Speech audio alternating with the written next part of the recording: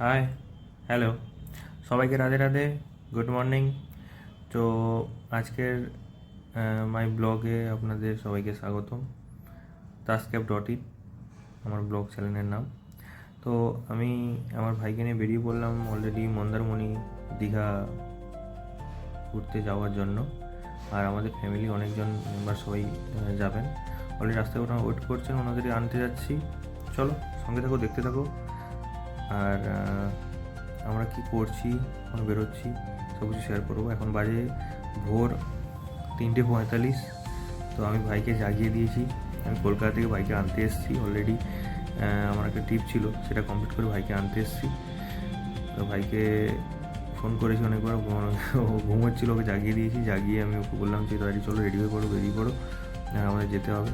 তো ভাই বাড়ি থেকে বেরোনোর সময়, ভাইকে নিয়ে আসার সময় রাস্তার মাঝখানে একটা ব্যাঙ পড়ে গেছিলো। তো ওকে আমি ভাবলাম যে ওকে না মেরেই আমরা এগোবো। তো ওকে ভাইকে নেমে বললাম একটু সরিয়ে দাও, ওকে সরিয়ে দিল। তারপরে আবার চলো বেরিয়ে পড়লাম। তো এখন বর্তমান আমি রানিং আমার দিদিদেরকে পিক আপ করতে যাচ্ছি।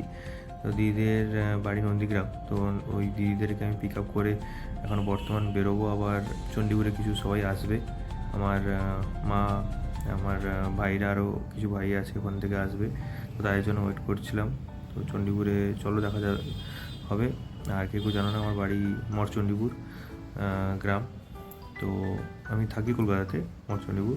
তো আমি ছোটোখাটো ভিডিও বানাই মাঝে মধ্যে।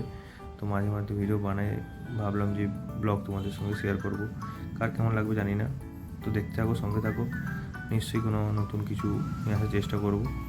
আর চলো, এই রাতের মরশুমে গান শুনতে শুনতে দীঘার দিকে যাওয়া যাক।